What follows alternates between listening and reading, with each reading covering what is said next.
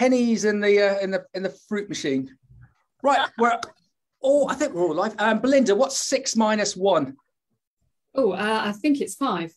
5, 4, 3, 2, 1. Hello, you're live with myself, Max McGillivray, Editor-in-Chief of Beanstalk Global. We are having a conversation today about a must-attend event called REAP from Agri-TechE, and we're going to introduce our 2 experts today. Belinda, could you introduce Vicky, please?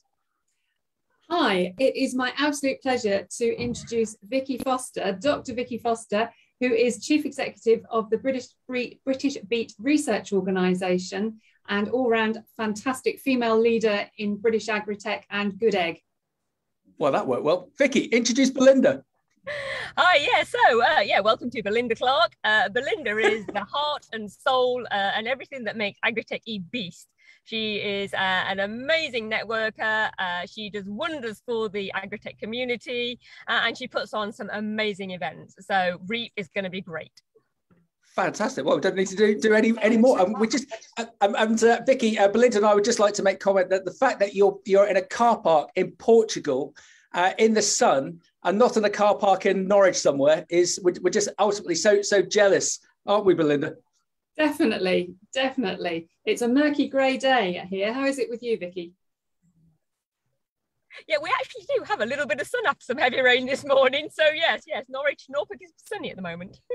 Yeah, so just to confirm, Vicky is not in Portugal, unfortunately, as we'd all like to be. So let's put a vaguely serious head on, especially for those on the podcast, and as we stream live to Facebook and to LinkedIn and to YouTube. So AgriTechE, Belinda's going to give us a bit more of an understanding as to the business, the group, the institution that it is. But we're actually going to major on the conference that's happening next week. Belinda, just remind us, when is it next week, please?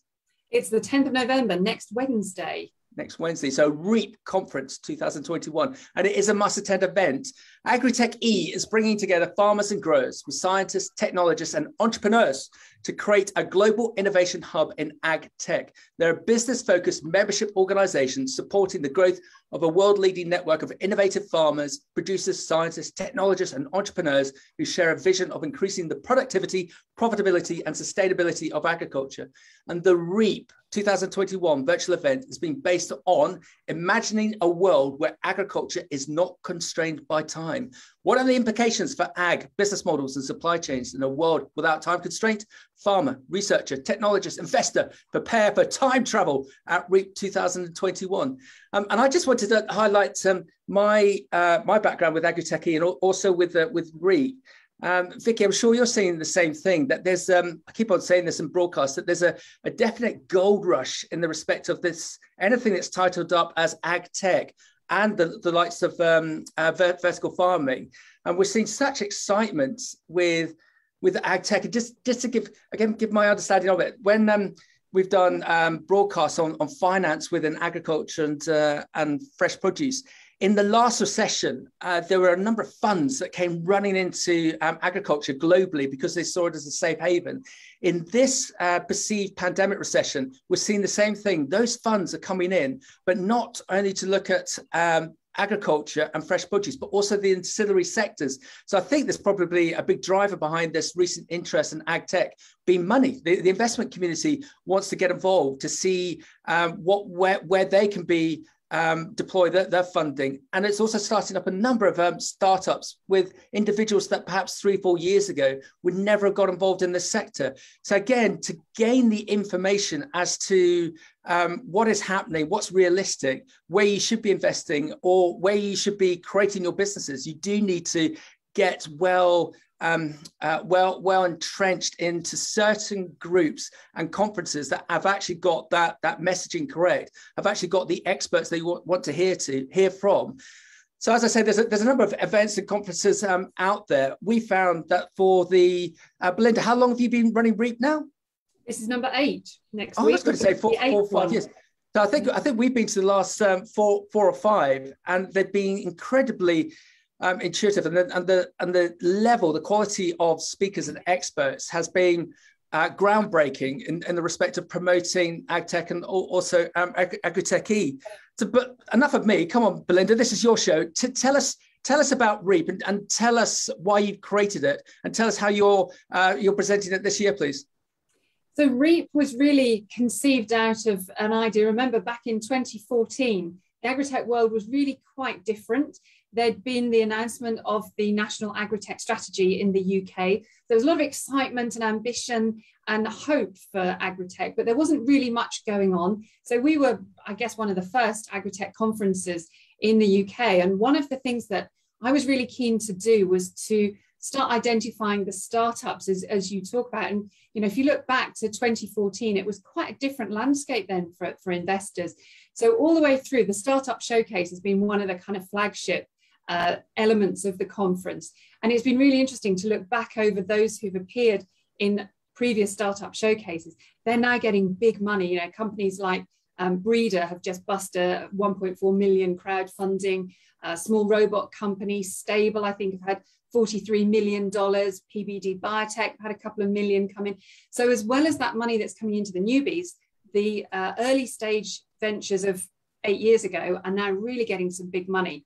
So, but it's not just about investment. We have farmers front and center of the conference. So they are the ones who are sharing their insights. What do they need? What are their challenges? What are their opportunities? So the tech and research communities can hopefully rise to the challenge of meeting the solutions and providing the solutions that the farmers are saying they have and need. Yes, it's almost like you could present this sort of the proverbial crystal ball to some extent as to what's going to happen in the future to gain that market intelligence, that direction as to where it's going to go.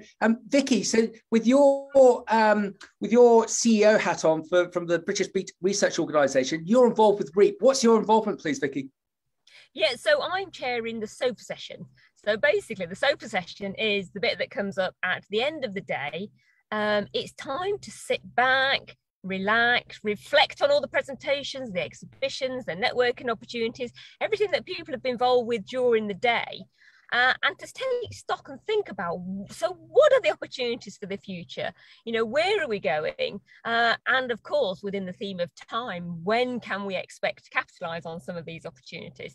So I have a really interesting session. I've got a panel that cuts across farmers, scientists, investors, and yeah, I've got some really great people. So if I give you an outline, I've got Tom Pearson, he's a farmer and director of Caxton Manor Farming.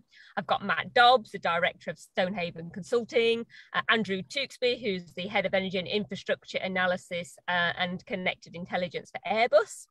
Wow. Paul Kersey, who's the Deputy Director of Q, and then the final person in my session is Ed Ford, who's the Technical Agronomist at Dyson Farming. So a real different group of people, some great sort of challenging, inspiring, forward-thinking people. And as you can say, you know, we can bring in things from other industries into agriculture. And I must say, coming from the primarily the cereals and oilseeds and now the sugar beet sector, I used to be really jealous of the horticulture sector, because the horticulture guys were always the ones that had all the innovations and exciting ideas. And now it's brilliant. You know, these things are coming through, like the robotics and stuff they've used, as they're coming through into some of the broadacre crops. So it's really exciting times to be in agriculture. And as you say, that the conference has so many different people attending from so many different backgrounds.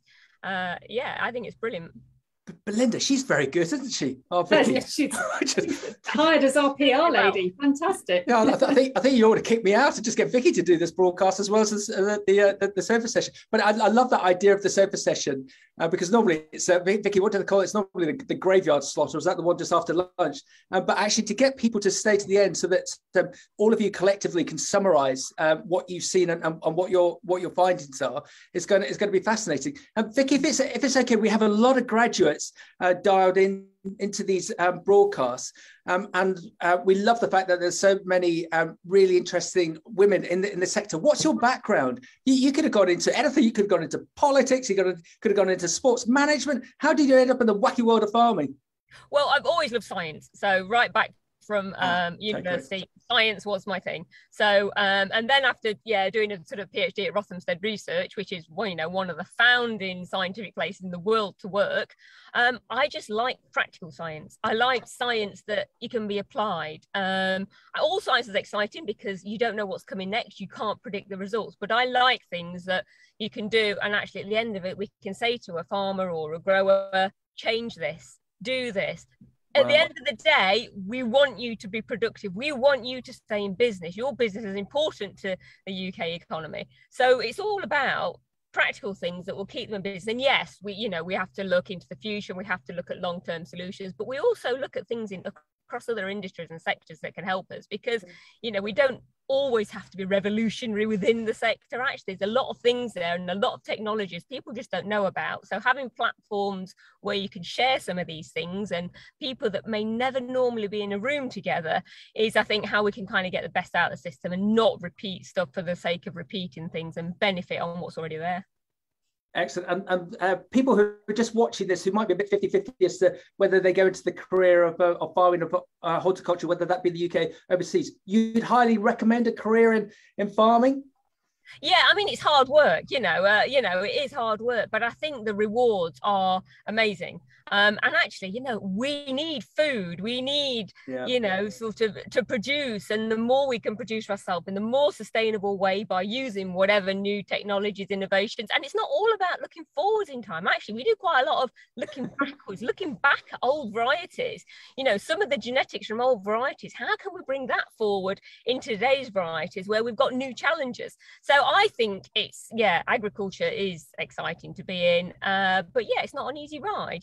You've got to earn your money, and people work hard, but people are passionate. A lot of people who work in the ag sector, it's not about the money, it's about the choice, and it's about the love, the genuine love for what we do. So BBRO, I love my team because they're all so enthusiastic about the subject and the science, and it's not about more money, and yes, we all need money to survive, but it's about the passion.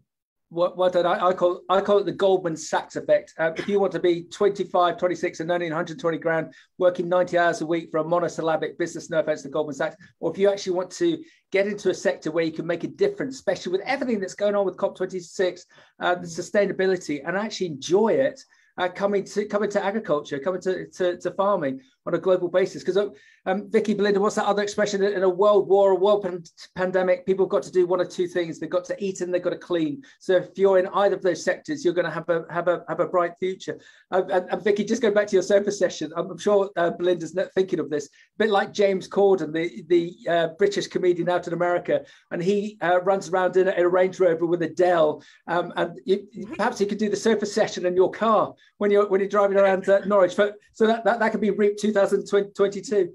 So Belinda, the title that you've gone for the REAP conference this year is Changing Times for Agriculture. What was the thinking behind that, please?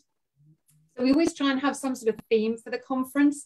And this year, time seems like a really good kind of motif to play around with, because if you think about agriculture is completely constrained by time. The whole agri-food chain is, it's time of harvest, timely interventions, both of animals and crops, time to decide, you need timely decision making.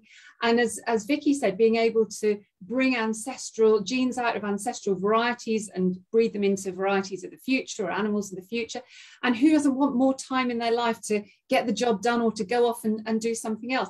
So this whole idea of timeliness, delivery of fresh, just-in-time products as well, it seemed like there were a number of perspectives that we could really unpack, because of course technology and innovation really in some way kind of enables us to almost manipulate time, or at least to be more in control of time. So that was why we've kind of fed that theme through the conference, because who wouldn't like to travel in time, eh?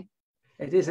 And you think back to when we all started our careers, when we didn't have mobile phones, can you remember that? And didn't have emails, and we were still running around with telex and faxes. And we now come to this point where we got all this technology, and it's meant to actually free our life up. But I bet both of you are still answering emails at 11 o'clock at night, and to get more time for what we actually want to do. And talking about tech, where AgriTechE has been very, very good over the last 18 months is that here comes the word, everyone, you've been able to pivot from real face-to-face conferences to the digital side with some great ongoing. Oh, it's nearly been as good as us, Belinda. Some great ongoing online conferences and broadcasts. You made the declaration for REAP to be on a virtual basis, and I bet that was a pretty tough call, because when you had to do the planning, say 6 months out, well, crikey, who knows what's going to happen 6 months from now? But your events have always been incredibly well attended. With you having gone on a virtual basis, are you going to have anything new that perhaps we wouldn't see on a face-to-face basis? And also, if it's okay to ask, do you think that you'll continue on a virtual hybrid basis as we get back to normal? What do you think, Belinda? So I think, and we talk about this all the time, what does the future hold? I think what this last year has given us the opportunity to do is really expand our reach geographically. So one of the new for REAP 2021 elements is an international cafe.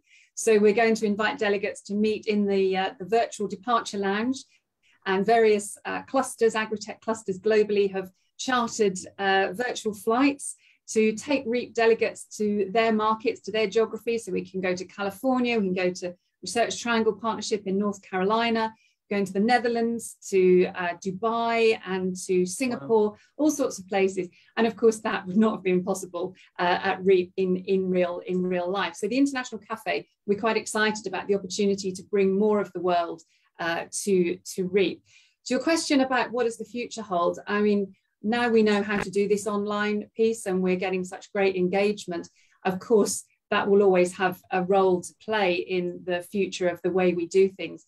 But we're also hearing that people are really keen to start getting back face-to-face when it's safe to do so. So we've got some kind of nice plans for next year. We want to do some member exclusives. We want to do some in-person events alongside the online. I think the online is good for some things and the face-to-face is good for other things. So it's just picking the right format and medium for what you want to achieve, I think. Excellent. And Vicky, if it's okay to ask, what are you seeing? Are you seeing that your colleagues and members of your industry sector are they wanting to go back to face-to-face, or are they happy to do a mix of face-to-face and hybrid? Yeah, I think quite a lot of growers have missed going out in the field. So we do a lot of field events in our sector, and I think that they really miss that, going out and looking at plants and touching and feeling and smelling and, you know, getting their hands dirty. I think it's been great. I think not just for kind of growers and agronomists, but actually just for us and, you know, the people working in the sector. It's hasn't half sped up our adoption of this technology as well. So it does now give us the opportunity. And, you know, in some meetings, we definitely have more people that have probably joined online because it's easier for traveling or whatnot. I think, like Belinda said, I think there's definitely a room in the future for both of them, and it might depend on the time of the year or different things that are happening. But I think it's opened up so many more opportunities and access to, again, time that people didn't have. They now can dial in for an hour meeting where they may not have traveled 2 hours to come to it before. So I think it's the best of both worlds. Excellent. And look at this technology. If it wasn't for this technology, Vicky, we wouldn't be seeing the inside of your Lamborghini. Of course, Porsche. Lamborghini tractors, Jeremy Clarkson is now sponsored by. But Belinda, startups within the food sector, over the last 9 months, there's apparently from the Office of National Statistics, there's been 784 new food businesses being created. Unfortunately, we can't break that down into AgTech. Have you seen over this last 2 years, 18 months, that there's been an acceleration of AgTech startups and traditionally, with your previous REAP events, you've looked to promote some of these. Are you seeing more coming through? Are you looking to promote any at REAP on next Wednesday? I think it's cyclical. So there are waves where you just need a bit of time to pass for the companies or the ideas to mature and to reach a point where they're investable.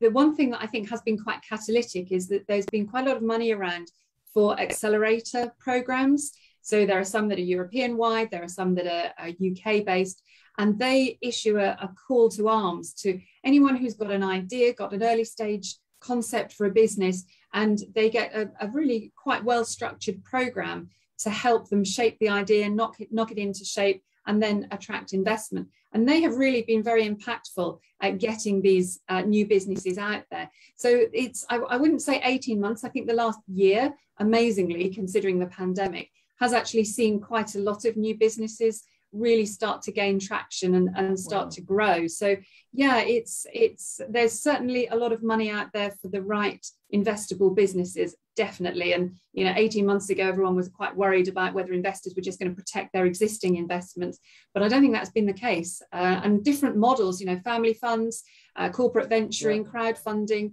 it's all out there, and there is money out there. Yeah, Vicky, are you seeing the same? Yeah, there's definitely started to be more money invested into, sort of the opportunities for research. And certainly there's been a recognition, I think, of the more applied side of things. So more money to get involved with farmers and research that involves farmers doing things on their farm and holding events and, sort of working with the scientists. And that's great, because that is really bringing home that it's not all about, high science and universities and being locked away in ivory towers.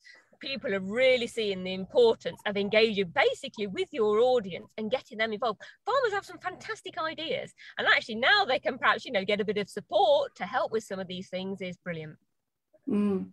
Agenda, Belinda, what's the rough agenda for REAP? I'm sure if we hop onto the website, but just for the purpose of this broadcast, what are we going to see? What are we going to hear, please?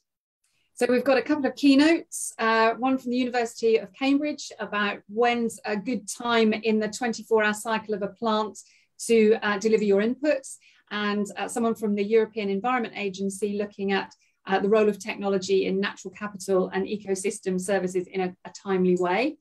We've got, as I said, the Startup Showcase, International Cafe. One thing that we really like to showcase is new and emerging research. And we've asked some researchers from some of the UK's leading academic and research institutes to give talks about, as Vicky says, really farmer-friendly, applied farmer-facing research. And we've asked them to hang it around a particular time or event that inspired the research. So we've got things like the invention of techno music and the publication of the Pirates of Penzance, and how those things have inspired mob grazing in livestock and black grass tolerance and resistance to herbicides.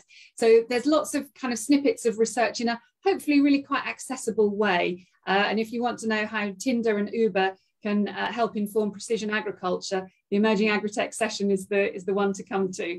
And then obviously there's Vicky's session, yes, and the exhibition and the International Cafe, and lots and lots and lots of networking via the platform. And you've already caught the eye of the mainstream press over REAP next week, haven't you?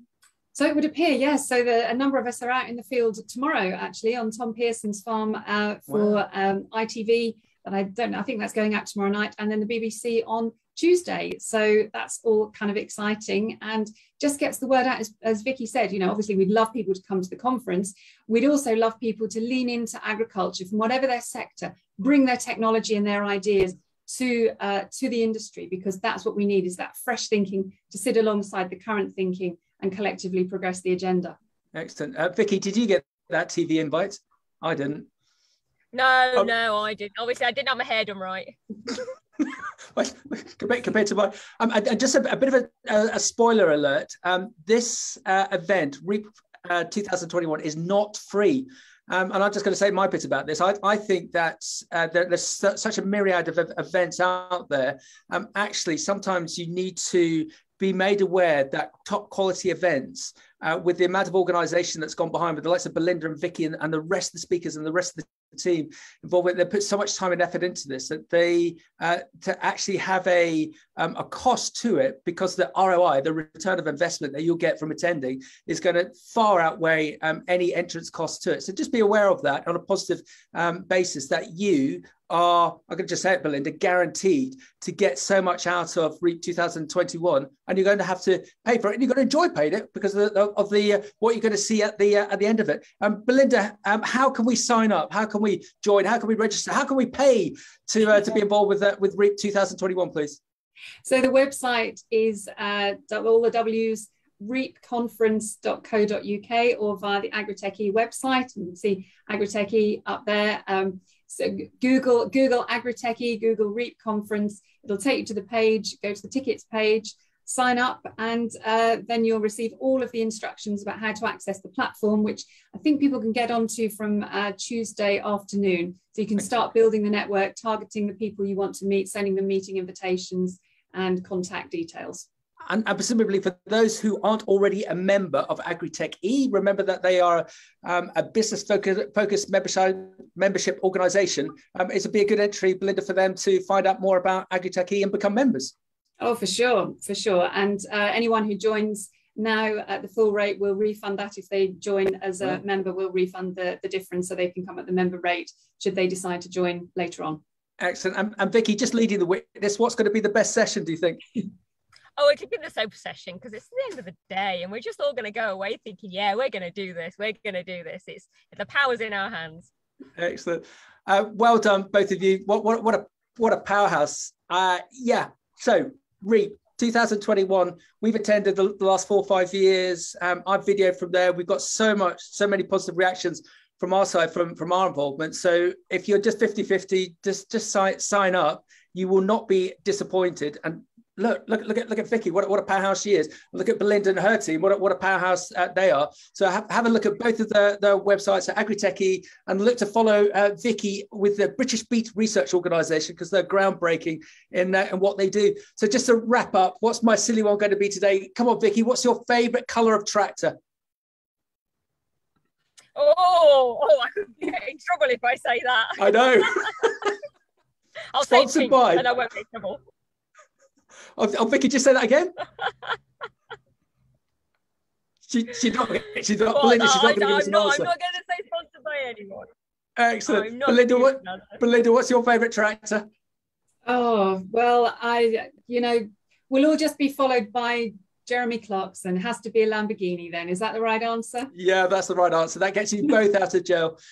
Vicky, Belinda, thank you very much for your time. We very much look forward to REAP 2021 on the 10th of November, Wednesday, the 10th of November. Dial up on AgriTechE to sign up today. Ladies, thank you very much. It's been great. Thank you. Thanks, Max. See you. Thanks, Vicky. Bye. Bye. Bye.